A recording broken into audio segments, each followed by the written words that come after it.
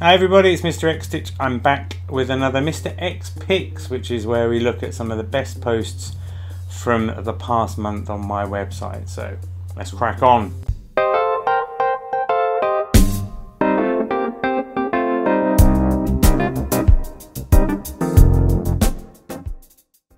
If you haven't already visited Mr. X Stitch, what are you doing? Get off this video now, go and visit mrxstitch.com, check out all the action and come back to me. Since 2008 I've been running Mr. X Stitch, and it's a website just basically designed to change the way you think about needlework. We don't do knitting, we don't do clothes, but we do everything in between, and each month we have a range of different columns written by some fantastic columnists who showcase the world of embroidery and needlecraft and textiles in all its forms. We love it, and I thought I'd take a moment or two to share with you some of the posts that have been on last month so you can check them out. Of course, all the links are in the bio. Now, before we get carried away, do feel free to subscribe to the channel if you haven't already done, and click the notification bell so you know when the next video is coming. These things are going to be coming more often, and I think you'll like them. Let's have a look at some stuff, shall we?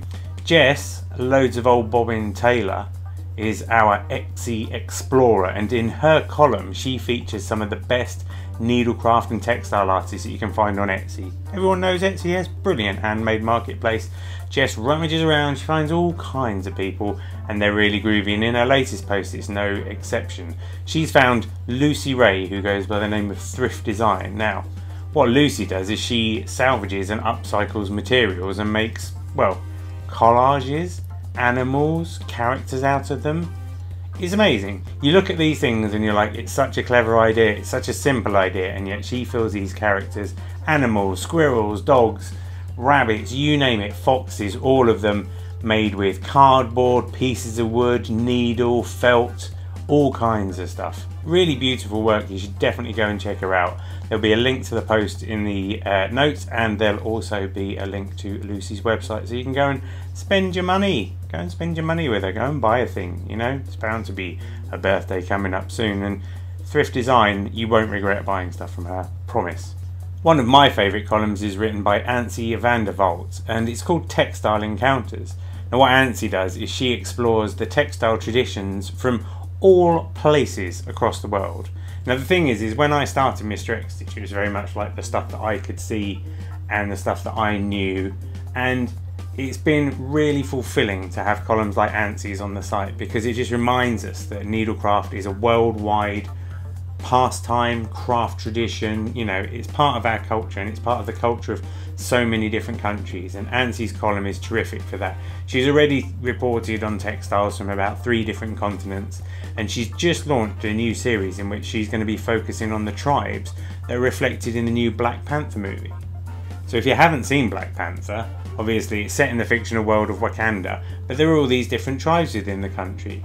Now the costume designers, when they were looking into this, they took inspiration from a lot of the existing African tribes and their textile traditions. They put a lot of time and effort into it. And what Antsy's doing in this new series of posts is she's writing about those. So she started off with the Basotho blankets, which were a traditional garment worn by the tribespeople of Lesotho. Now Lesotho is a landlocked country in South Africa. It's the highest country in the world, with an average altitude of 2,100 meters above sea level. 3/4 of the population of Lesotho live in rural conditions, and their winters are harsh and cold. So these Basotho blankets are not only an indication of their colourful culture, but a necessary warming tool as well. You should definitely read the post, you should definitely have a look at some of the designs that are shown there. It's amazing to see how beautiful these blankets can be, yet at the same time fully functional as protection in cold environments. So I definitely encourage you to check it out, and while you're there, make sure that you have a look at the rest of the Textile Encounters post, because there's some great stuff. And if you're aware of any cultures that we should be featuring, if you know of any traditions, textile traditions near you that, you know, could do with a bit of wider attention, please do get in touch, because we'd love to hear about it. We love to share that kind of stuff. For the longest time we've had the support of Krynic, the thread company from the US, who make all kinds of groovy threads, to be honest. I'm a big fan of their glow in the dark threads. They are pretty rad, but they also make some really nice metallic threads. They've got all kinds, and I should definitely encourage you to check them out. Now Dina Lenham, who's Krynic girl and has worked with them for a very long time, she writes a regular column for us where she shows the different things that you can do with Krynic threads. Her latest post explores the resurgence in string art. Now everybody at some time or other has stuck a few nails in a piece of wood and done string together. It's the sort of thing you would do at school. And what Dina does is, at Krynic, they have workshops where they give people the opportunity to explore that and to try it again for themselves. You know, it's quite a fun pastime really. It takes a bit of time to put the nails in, or, you know, if you're going to do it on a simpler format, to just put some pins into a piece of paper or something. But then you can get winding and then you can start making all these shapes, and it's really cool. So check out the Krynic calling column, which will explain to you the basics of how to do it. And then if you're looking for somebody who's going to show you what you can do with that work, check out this post that we've got in the archives of an artist called Debbie Smith. Debbie's lovely, she's super talented, and she has done all kinds of string artwork for corporate clients, all kinds of installation pieces. She did a piece for the Hamburg Philharmonic Orchestra, for Christ's sake. She's done pieces for BMX. She's done pieces for Mercedes-Benz, Hermes, Adidas, all using that same kind of principle, string art, but she takes it and she elevates it to an amazing level. There's a couple of pieces of her work that you can see. Visit the post, which will be in the show notes, to find out more, and then find her online and just be amazed at what she can do. Next thing you know, you'll be off with a hammer, nails, some string and a bit of will, and just sticking them up all over the place. Give it a go. What have you got to lose? Honestly, it's boss. And one from the archives, because we feature quite a lot of the new posts, but we've got over 4,000 posts in the archive at Mr. X. It should be a shame not to feature some of those. So one of my favourite columns from the past is called Needle Exchange. It was done by a textile artist called Penny Nichols, who you should find on Instagram because she is knocking it out of the park with the lace work that she's been doing lately. She's super clever, she's really nice. Her and her husband Johnny, I've known him for years. I called them the Bonnie and Clyde of contemporary embroidery back in the day, because they certainly kicking ass and taking names. But Penny for a while wrote a really excellent column, Needle Exchange. It looked at textile artists from the past, looked at the traditions of companies like DMC and stuff like that, and it's a really interesting resource. Now the post I chose to focus on this time was one she did about Claes Oldenburg. In case you didn't know who Claes Oldenburg was, back in the 1960s and 70s he was a pioneer in the soft sculpture movement.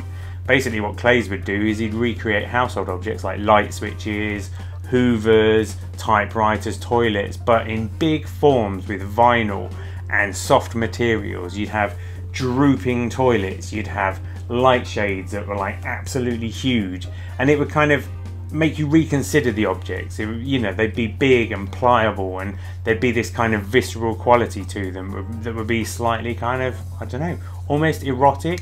When you think about like PVC toilets, it does send your mind in certain directions, and that was what Claes was doing. And he was one of the first people to kind of explore this stuff. It was still considered as kind of outlander art at that point, but it's a really fascinating body of work. And you know, soft sculptures come a long way. We have things like plush toys, and we have lots of soft sculpture. Check out the work of Harriet Hamill, who recreated a kebab shop made out of soft surfaces, you know, soft doner kebabs, soft trays with soft vegetables in them and all those sorts of things. But Claes was one of the first people to do it, so be sure to check out Penny's article on that, then have a little look around the Needle Exchange column, honestly, because there's all kinds of fascinating people there. You won't regret it. If you like William Morris, if you like Hannah Regan, just have a look. It's really good stuff. So there you go. That was just a little selection of the posts that we've had at the Mr. X Stitch website. Be sure to visit MrXstitch.com. Subscribe to the RSS feed if you want the content pushed out straight to you. Subscribe to our email newsletter where I give you a monthly digest of what's been going on as well. And if you've got any ideas or suggestions of things that maybe we should feature on the website, do get in touch. I hope this video has been good. I hope you've enjoyed it. Thank you for taking the time to watch. Thank you for subscribing. Ching. And I'm sure I'll be back in touch with you very soon with another video. So until next time, everybody, happy stitching.